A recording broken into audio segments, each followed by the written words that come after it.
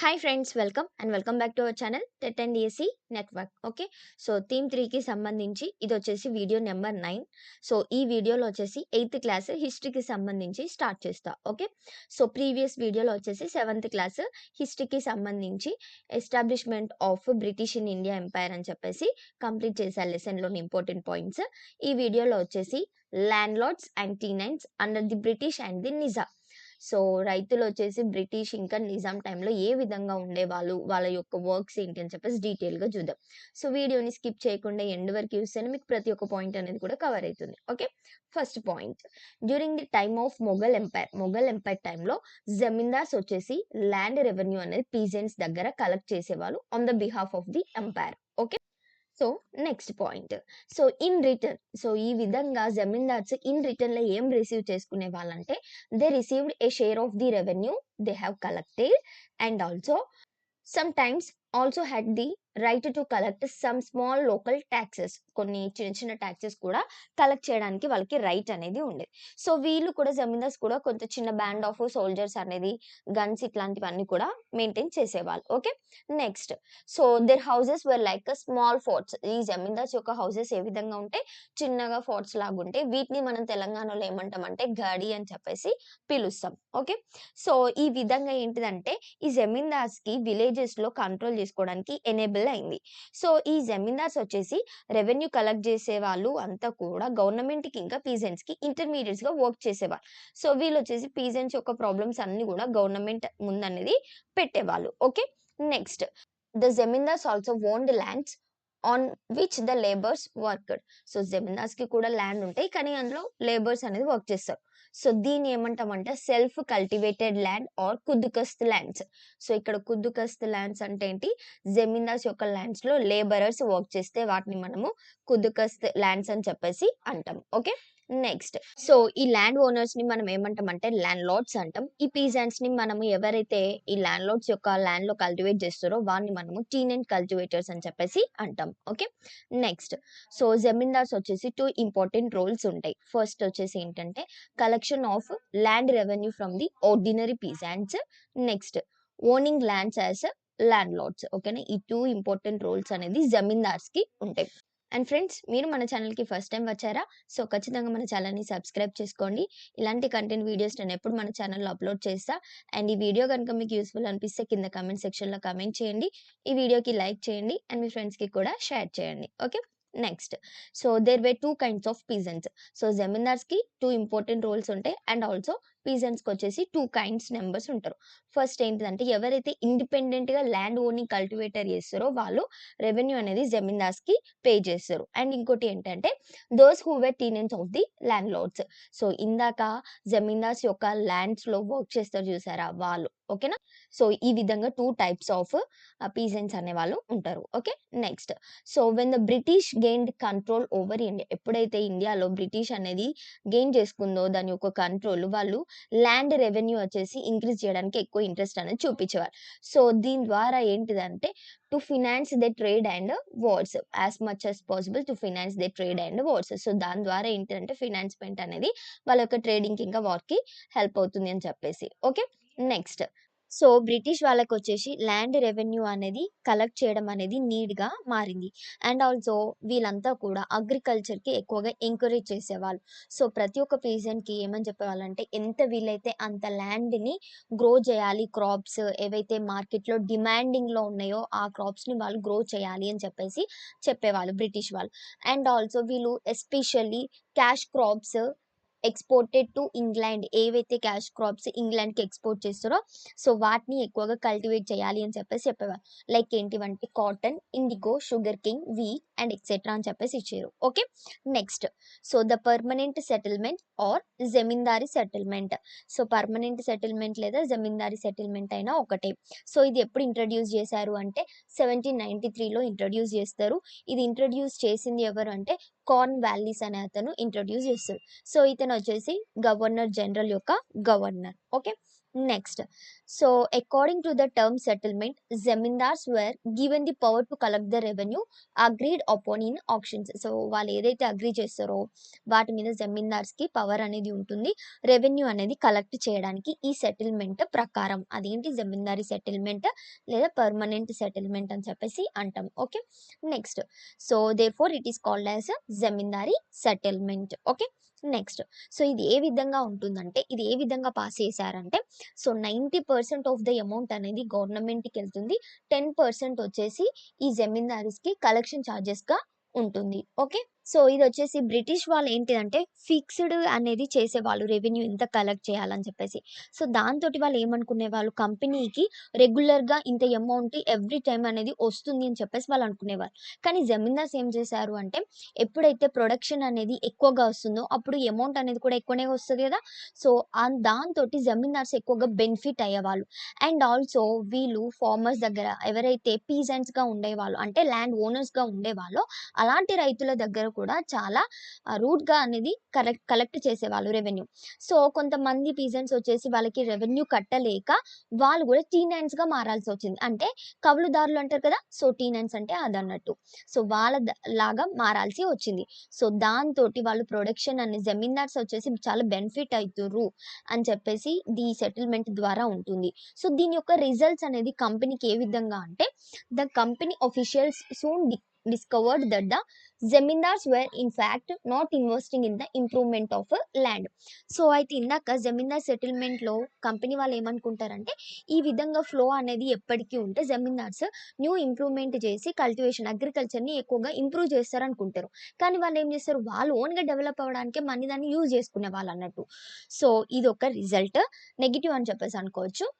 Next so the revenue that had been fixed was so high that the zamindars found it difficult to pay it. So ఇక్కడ ఎప్పుడైనా production అనేది తక్కువ వచ్చిందనుకో, వాళ్ళు ఎంతైతే British వాళ్ళు అమౌంట్ రెవెన్యూ అనేది ఫిక్స్ చేసారో అంత అమౌంట్ ఖచ్చితంగా జమీందార్స్ చేయాల్సిందే. సో అట్లా చేయాలంటే పీజెంట్స్ ల్యాండ్ ఓనర్స్ ఎవరైనా రైతులు ఉంటే వాళ్ళు ఏం చేయాలి, వాళ్ళ యొక్క పొలాలన్నీ అమ్ముకొని జమీందార్స్కి ఎట్లయినా రెవెన్యూ చేసి కట్టాలి. సో ఆ విధంగా ఏంటిదంటే జమీందార్స్ కొంతమంది పే చేయలేకపోయారు, ఎందుకంటే ఎప్పుడైనా లాస్ అనేది వస్తే అది హై రేట్లో ఉంది కాబట్టి. Next there were no remissions of revenue in times of crop failure. నేను ఇందాక చెప్పా కదా, సో ఎప్పుడైనా క్రాప్ ఫెయిల్యూర్ కానీ ఫెమిన్ కానీ ఇట్లా కరువులు కానీ ఇట్లా ఏదైనా వస్తే అసలు తక్కువ చేయాలి అని చెప్పేసి ఏముండదు, ఖచ్చితంగా రెవెన్యూ అనేది పే చేయాలనే విధంగా ఉంటుంది. సో అందుకని ఎవరైతే ఈ విధంగా రావడం వల్ల కొంతమంది జమీందార్స్ వాళ్ళ యొక్క పొజిషన్, జమీందార్ పొజిషన్ అనేది కూడా లాస్ అయ్యేవాళ్ళు. Okay, next so the old zamindars were rapidly replaced by the new once. So ఈ విధంగా ఓల్డ్ జమీందార్స్ ఎవరైతే పేమెంట్ అనేది రెవెన్యూ చేయలేకపోతారో గవర్నమెంట్కి, బ్రిటిష్ గవర్నమెంట్కి, వాళ్ళు వచ్చేసి న్యూ వన్స్ తోటి రీప్లేస్ చేసేవాళ్ళు. ఓకే, నెక్స్ట్ సో నెక్స్ట్ వచ్చేసి ఏంటి అంటే రోయట్ వారీ సిస్టమ్. సో ఇది వచ్చేసి రోయట్ అంటే ఏంటి, కల్టివేటర్. సో రోయట్ వారీ అంటే ఏంటి, పీజెంట్ టెన్యూర్ అని చెప్పేసి ఉంటుంది. Okay, next so in the districts of Bellary, Anantapur, Kadapa and Kurnool. So ఈ 4 డిస్ట్రిక్ట్స్ అన్ని కూడా సీడ్ చేసిండ్రు. ఎవరు అంటే British government by the Nizam వాళ్ళు. సో ఎందుకు అని అంటే, ఇప్పుడు నిజామ్స్ వచ్చేసి బ్రిటిష్ వాళ్ళు ఎంతైతే అమౌంట్ ఫిక్స్ చేసారో అంత పే చేయాలి కదా. సో దానికోసం ఈ 4 డిస్ట్రిక్ట్స్ కూడా బ్రిటిష్ వాళ్ళకి నిజామ్స్ వాళ్ళు సీడ్ చేస్తారు. ఓకే, నెక్స్ట్ సో ఆ టైంలో ఎవరు ఉంటారంటే కలెక్టర్గా థామస్ మున్రో అనే అతను ప్రిన్సిపల్ కలెక్టర్గా ఈ 4 డిస్ట్రిక్ట్స్కి ఉంటాడు. ఇది వచ్చేసి ఎప్పుడంటే నవంబర్ 1800 నవంబర్లో థామస్ మున్రో వచ్చేసి ఈ 4 డిస్ట్రిక్ట్స్కి కలెక్టర్గా అపాయింట్ అవుతాడు. Okay, next at that time the ceded districts were in complete anarchy. ఓకేనా, ఇక్కడ ఎన్ఆర్కీ అంటే అరాచకాలు అని చెప్పేసి అంటారు. ఓకే, సో ఇక్కడ వచ్చేసి 8 పాలేగర్స్ ఆర్ పిట్టి చీఫ్స్ అని ఉండేవాళ్ళు. ఓకేనా, పాలేర్లు అంటారు చూసారా, వాళ్ళు అన్నట్టు. ఓకే, సో ఈ ఏరియాస్లో ఎవరైతే పాలేగర్స్ లేదా పిట్టి చీఫ్స్ అంటే స్మాల్ చీఫ్స్గా ఉన్నారో వాళ్ళంతా కూడా బ్రిటిష్ వాళ్ళ యొక్క రూల్ని అస్సలు అగేనిస్ట్గా ఉండేవాళ్ళు అన్నట్టు. బ్రిటిష్ వాళ్ళ యొక్క రూల్ అనేది నచ్చేది కాదు. సో ఎప్పటికీ కూడా బ్రిటిష్ వాళ్ళతోటి వార్స్ అనేది చేసేవాళ్ళు. సో ఈ మున్రో వచ్చేసి ఫస్ట్ ఎవరైతే పాలేగర్స్ ఉన్నారో వాళ్ళందరినీ కూడా ఆధ్వర్యం, కంట్రోల్, అతని యొక్క కంట్రోల్లోకి తెచ్చుకొని ఆ ప్లేస్లో అంతా కూడా ఎట్లయితే నార్త్లో జమీందార్ సిస్టమ్ అనేది ఉందో ఇది వచ్చేసి కొంచెం సౌత్ సిస్టమ్ కదా. సో ఈ 4 డిస్ట్రిక్ట్స్ అన్ని కూడా మనకి రాయలసీమ సైడ్ అనేది ఉంటుంది ఈ ఏరియా వచ్చేసి. సో, ఏ విధంగా అయితే నార్త్‌లో జమీందార్ సిస్టమ్ ఉందో సౌత్‌లో అది లేదు. అండ్ ఆంధ్ర ఇంకా తమిళ్‌లో ల్యాండ్ అనేది కల్టివేట్ చేసేది ఉంది. అండ్ రెవెన్యూ కూడా పే చేసే అంత ఉంది అని చెప్పేసి చెప్తాడు. Okay. Next recognising the importance of the peasants he devise the ryotwari settlement. So, ryotwari settlement చేసి అండ్ మొత్తం కూడా సౌతర్న్ ఇండియాకి ఎంటైర్‌గా ఇంట్రొడ్యూస్ చేసిండు ఈ రోయట్వారీ సెటిల్మెంట్. అండ్ తర్వాత వచ్చేసి వెస్టర్న్ ఇండియాకి కూడా తర్వాత ఈ సెటిల్మెంట్ అనేది ఇంట్రడ్యూస్ చేస్తారు. ఓకే. నెక్స్ట్ సో, ఈ విధంగా ఈ సౌత్ ఇంకా వెస్టర్న్ సైడ్స్ నుంచి కూడా వాళ్ళు రెవెన్యూ అనేది బ్రిటిష్ వాళ్ళు కలెక్ట్ చేసేవాళ్ళు. ఫస్ట్ వచ్చేసి వాళ్ళు ఎంత ల్యాండ్ అనేది కల్టివేషన్‌లో ఉంది, ఏ క్రాప్స్ ఏ విధంగా ఇస్తాయి అని చెప్పేసి ఆ తర్వాత దాని మీద టాక్స్ రెవెన్యూ అనేది ఫిక్స్ చేసేవాళ్ళు. Okay. Next so, developmental activities ఏంటి వీళ్ళ టైంలో అని చెప్పేసి చూద్దాం. సో, శ్రీ ఆర్థర్ కాటన్ ఇతను వచ్చేసి గోదావరి రివర్ మీద అటు ధవళేశ్వరం దగ్గర ఒక ఆనకట్ అనేది బిల్డ్ చేస్తాడు. సో, ఇది ఎప్పుడు అంటే 1849లో కంప్లీట్ చేసిండు. ఓకే. నెక్స్ట్ సో, ఇంకొకటి ఆనకట్ వచ్చేసి Krishna river at Vijayawada in 1854లో కృష్ణా రివర్ విజయవాడ దగ్గర ఇంకో ఆనకట్ అనేది బిల్డ్ చేస్తారు. ఓకే. నెక్స్ట్ సో, ఆఫ్టర్ 1857 తర్వాత the Kurnool Kadapa canals was built to bring waters to the dry areas of Rayalaseema. Dry areas of రాయలసీమకి వాటర్ తేవడానికి కర్నూల్ కడప కెనాల్స్ అనేటి ఏ ఇయర్‌లో బిల్డ్ చేశారు? 1857లో. ఓకేనా. సో, సార్ ఆర్థర్ కాటన్ వచ్చేసి ఏం బిల్డ్ చేసిండు? ఆనకట్ట ఏంటి? ధవళేశ్వరం. సో, అదొచ్చేసి గోదావరి రివర్ పైన ఉంటుంది. ఓకే. సో, ఈ రాయట్వారీ సెటిల్మెంట్‌లో జమీందార్ సెటిల్మెంట్స్ లాగా రెవెన్యూ కలెక్షన్ అనేది ఉండకపోతుండే. సో, రెవెన్యూ వచ్చేసి చాలా హై లెవెల్‌గా ఫిక్స్ చేసేవాళ్ళు. సో, ఇదొచ్చేసి ఏ విధంగా అంటే 20-30 ఇయర్స్ వరకి ఫిక్స్ చేసేవాళ్ళు అంత రెవెన్యూ.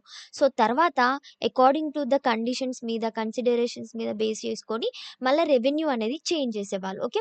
సో, ఈ ల్యాండ్ రెవెన్యూ అనేది కూడా చాలా ఫోర్స్‌గా అనేది కలెక్ట్ చేసేవాళ్ళు. ఓకే.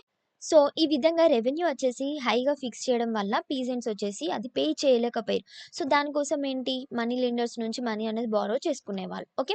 సో, ఏ విధంగా వాళ్ళ యొక్క కల్టివేషన్ అనేది కూడా ఇంక్రీజ్ చేసుకోవడానికి కూడా మనీ అనేది లెండ్ చేసుకునేవాళ్ళు. ఓకే. ఫర్ ఎగ్జాంపుల్ ఒకటి ఏమి ఇచ్చారంటే మనకి అమెరికాలో సివిల్ వార్ వచ్చేసి 1861లో అవుతుంది. సో, అప్పుడు బ్రిటిష్ ఫ్యాక్టరీస్ అన్నీ కూడా ఇండియాకి టర్న్ అయితాయి. దేనికోసం అంటే ఫర్ ది కాటన్ సప్లై కోసము బ్రిటిష్ ఫ్యాక్టరీస్ అన్నీ కూడా ఇండియా కోసము చూస్తాయి. ఓకే. అప్పుడు ఏం చేశారు పీజెంట్స్ అంతా కూడా మనీ లెండర్స్ నుంచి మనీ అనేది బారో చేసుకొని కాటన్ ఎక్కువగా గ్రో చేసేవాళ్ళన్నట్టు. సో, ఎప్పుడైతే సివిల్ వార్ అనేది 1865లో ఎండ్ అయితుందో అప్పుడు అందరికీ కూడా కాటన్ అనేది ఇంకా అవసరం లేదు కదా!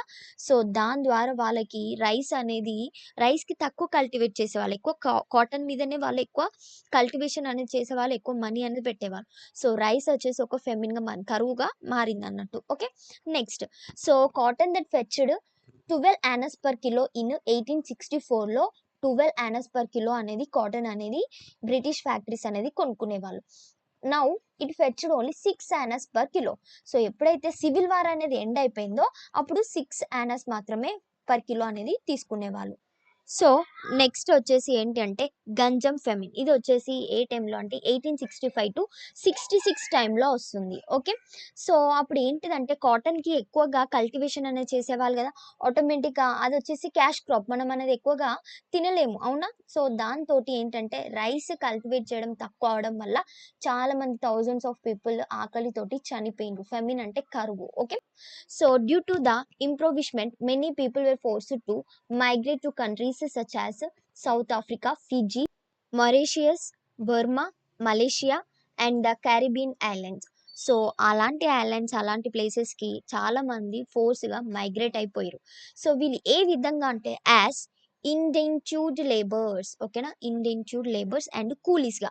సో, అక్కడ వచ్చేసి వాళ్ళు షుగర్ కేన్ అండ్ కాటన్ ప్లాంటేషన్‌కి వర్క్ చేసేవాళ్ళు. ఓకే. సో, మనకి టెక్స్ట్ బుక్‌లో ఒకటి గవర్నమెంట్ యొక్క రిపోర్ట్ అనేది మెన్షన్ చేసిర్రు. ఒకసారి మీరు టెక్స్ట్ బుక్ చదివితే ఆ చిన్న చిన్న కవర్ పాయింట్స్ అనేది కూడా మీకు కవర్ అయితాయి. Okay. Next so, Bengal, Bihar and ఉత్తరప్రదేశ్‌లో ఎక్కువ మంది జమీందార్స్ చాలా పవర్‌ఫుల్‌గా ఉండేవాళ్ళు. సో, ఎందుకంటే పీజెంట్స్ వచ్చేసి వాళ్ళకి జమీందార్స్‌కి కూడా మిల్క్, వెజిటబుల్స్, జాగీర్ వాళ్ళు ఏదైతే కల్టివేట్ చేస్తారో వాళ్ళ దగ్గర ఏదైతే ఉంటదో అది రెవెన్యూ రూపంలో జమీందార్స్‌కి ఇస్తారు. అండ్ ఆల్సో నార్మల్‌గా కూడా ఇస్తారు. సో, దాని ద్వారా ఏంటి అంటే కొంతమంది జమీందార్స్ ఫోర్స్‌గా కూడా తీసుకుంటారు. సో, ఆ విధంగా ఈ 4 స్టేట్స్‌లో జమీందార్స్ వచ్చేసి చాలా పవర్‌ఫుల్‌గా ఉండేవాళ్ళు. ఓకే.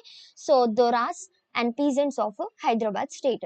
సో, మన హైదరాబాద్ స్టేట్‌లో దొరాస్ ఇంకా పీజెంట్స్ అనేది వాళ్ళ యొక్కటి ఏ విధంగా ఉండేదని చెప్పేసి చూద్దాం. Next.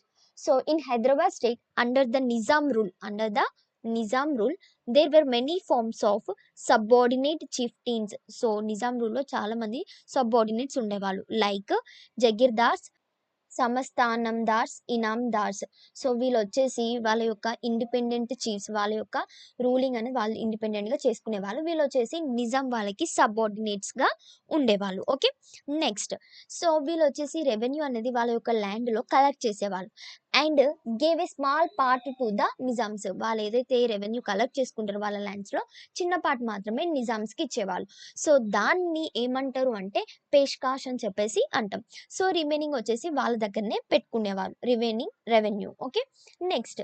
So, in the Hyderabad state there were about 1500 jagirs. So, Hyderabad స్టేట్‌లో ఎంతమంది జగీర్స్ ఉండేవాళ్ళు? 1500 జగీర్స్ ఉండేవాళ్ళు. స్ప్రెడ్ ఓవర్ 6535 విలేజెస్‌లో స్ప్రెడ్ అయ్యి ఉండేవాళ్ళు. And 14 samasthanams over 497 villages. So, samasthanams ఎన్ని 14 ఉండేటి. విలేజెస్ వచ్చేసి 497 విలేజెస్‌కి 14 సమస్థానమ్స్ ఉండేటి. అండ్ 6535 విలేజెస్‌కి 1500 జగీర్స్ ఉండేవాళ్ళు మన హైదరాబాద్ స్టేట్‌లో. Okay. Next. So, about 1400 villages were directly under the control of Nizams. So, ఇదొచ్చేసి పర్సనల్ జగీర్స్‌గా ఉండేవాళ్ళు ఈ 1400 విలేజెస్. సో, వీటిని మనం ఏమంటామంటే సర్ఫ్ ఏ ఖాస్ అని చెప్పేసి అంటాం. ఓకేనా. సో, ఈ 1400 విలేజెస్ కాకుండా రిమైనింగ్ విలేజెస్ అన్నీ కూడా బ్రిటిష్ వాళ్ళ యొక్క కంట్రోల్‌లో ఉండేవి. సో, హాఫ్ ఆఫ్ ద 19థ్ సెంచరీ తర్వాత వాళ్ళ యొక్క ల్యాండ్ రెవెన్యూ అనేది మాక్సిమం దేశ్‌ముఖ్స్ తోటే కలెక్ట్ చేసేవాళ్ళు.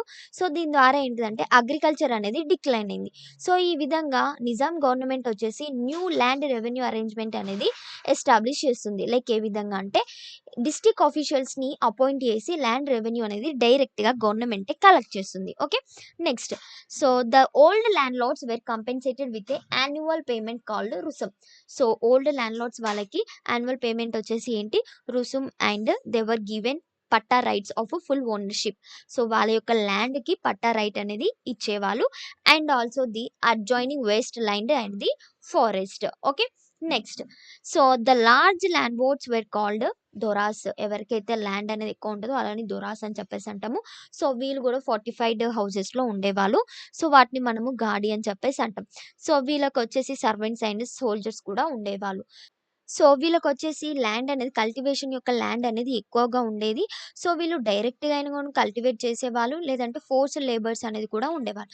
సో, వీళ్ళొచ్చేసి విలేజ్‌లో మనీ లెండర్స్‌గా యాక్ట్ చేసేవాళ్ళు. సో, వీళ్ళకొచ్చేసి మొత్తం కూడా కంట్రోల్ జేయడానికి విలేజ్‌లో ప్రతి ఒక్కరిని కంట్రోల్ జేయాలి అనే పవర్స్ కూడా ఉండేటి. సో, వీళ్ళొచ్చేసి ఎక్కువగా అప్పర్ క్యాస్ట్ వాళ్ళకి ఇంపార్టెన్స్ ఇచ్చేవాళ్ళు. లోవర్ క్యాస్ట్ వాళ్ళని చాలా బ్యాడ్‌గా ట్రీట్ చేసేవాళ్ళు. ఓకే. సో, కొంతమంది లోవర్ క్యాస్ట్ వాళ్ళ యొక్క patwaris and smaller landlords కూడా అప్పర్ జమీందార్స్ లేదా అప్పర్ దొరాస్ వాళ్ళ యొక్క ఆర్డర్స్ అనేది కూడా ఫాలో అవ్వాల్సిందే. Okay. Next. So, Mahabubnagar, Nalgonda డిస్ట్రిక్ట్స్‌లో 550 దొరాస్ ఉండేవాళ్ళు. వీళ్ళొచ్చేసి కొంత థౌసండ్స్ ఆఫ్ ఎకర్స్ అనేది ల్యాండ్ ఓన్ చేసుకునేవాళ్ళు. లైక్ ఎవరు అనంటే విష్ణూరి రామచంద్రారెడ్డి, జానారెడ్డి, ప్రతాపరెడ్డి వీళ్ళిద్దరు కూడా థౌసండ్స్ ఆఫ్ ఎకర్స్ అనేది ల్యాండ్ వాళ్ళకి ఓన్ అయ్యి ఉంది. వీళ్ళొచ్చేసి landlords. Okay. Next. So, Andhra వచ్చేసి సివియర్ ఫెమిన్స్ అంటే చాలా సివియరమైన కరువులో ఉండేది. ఎప్పుడు అంటే 19థ్ ఇంకా 20థ్ సెంచరీస్‌లో. Okay. So, during the half of the 19థ్ సెంచరీలో నాట్ లెస్ థాన్ 11 ఫర్మిన్స్ అనేది అక్కర్ అయినాయి. సో, ఇవొచ్చేసి ఎక్కువగా రాయలసీమ డిస్ట్రిక్ట్స్‌లో due to the lack of irrigation facilities వల్ల ఫెమిన్స్ అనేది కరువు అనేది వచ్చింది. Okay. Next. So, during the colonial period the peasants in different parts of the country protested and fought against the landlords, merchants and state officials. So, colonial period టైమ్‌లో చాలామంది peasants వచ్చేసి మన కంట్రీలో డిఫరెంట్ ప్లాట్స్‌లో చాలామంది ల్యాండ్‌లార్డ్స్‌కి, మర్చెంట్స్‌కి, స్టేట్ ఆఫీషియల్స్‌కి అగైనిస్ట్‌గా ఫాట్ చేసిర్రు. సో, లైక్ పీజెంట్స్ యొక్క కొన్ని మూవ్‌మెంట్స్ ఫేమస్ మూవ్‌మెంట్స్ ఏంటివంటే ఫస్ట్ వచ్చేసి ద డెక్కన్ రయోట్స్ ఆఫ్ 1860స్. Next Rampa fituris. Next Moplah agitations. So, ఈ 3 వచ్చేసి పీజన్స్ మూవ్‌మెంట్స్‌లో ఫేమస్. ఓకే. సో, ఇన్ 1922 మధ్య ఉత్తరప్రదేశ్ ఆవధ్‌లో చాలామంది పీజెంట్స్ వచ్చేసి ఈ జమీందార్స్‌కి అగెయినెస్ట్‌గా ఉండేవాళ్ళు. ప్రొటెస్ట్ చేసిర్రు. ఓకే. నెక్స్ట్ సో, మనకి కిసాన్ సభ అని చెప్పేసి ఒకటి మెన్షన్ చేసిర్రు. సో, ఇదొచ్చేసి పీజెంట్స్ ఫార్మ్ చేస్తారు కిసాన్ సభ అనేది. సో, దేనికోసం అంటే వాళ్ళ యొక్క ఎజిటేషన్స్ అన్నీ కూడా ఫార్వర్డ్ తీసుకెళ్ళడానికి. సో, దీని యొక్క ఆబ్జెక్టివ్స్ వచ్చేసి demanded abolition of land lordism, next reduction of land revenue, next control over money lenders. So, ఇవి 3 ఖచ్చితంగా గుర్తుంచుకోండి కిసాన్ సభాస్ యొక్క మెయిన్ ఆబ్జెక్టివ్స్. ఒకటేమో ల్యాండ్ లార్డిజం అనేది అబాలిష్ చేయడానికి డిమాండ్ చేసిర్రు. సో, ల్యాండ్ రెవెన్యూ అనేది రిడక్షన్ కోసము, కంట్రోల్ ఓవర్ మనీ లెండర్స్ కోసము కిసాన్ సభ అనేది ఒక ఆబ్జెక్టివ్స్ అనేటివి ఉంటాయి. ఓకే. సో, ఇదొచ్చేసి మనకి 8థ్ క్లాస్‌లో హిస్టరీకి సంబంధించి ఉన్న lesson landlords and peasants గురించి.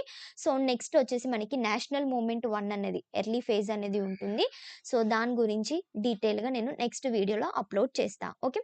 సో, కొంచెం వీడియోస్ అప్‌లోడ్ చేయడము లేట్ అవుతుంది. సో, నాకు కొంచెం కుదరట్లేదు నా ప్రిపరేషన్‌లో. సో, కొంచెం లేట్ అయినా పర్లేదు. నువ్వు మాక్సిమమ్ ఈ టెట్ లోపైతే మాక్సిమం 8థ్ క్లాస్ కంపల్సరీగా నేను కంప్లీట్ చేస్తా. సో, అందులో డౌటే లేదు. బట్ 9థ్ క్లాస్ అనేది కంప్లీట్ చేస్తానా లేదా అని చెప్పేసి నాకు కొంచెము డౌట్‌గా ఉంది. సో, మాక్సిమం అంటే కొంచెం half of the part Geography part అయినా కంప్లీట్ చేయడానికి ట్రై చేస్తా. Okay. So friends, don't forget to like, share, comment and subscribe our channel. Thanks for watching. See you in the next video.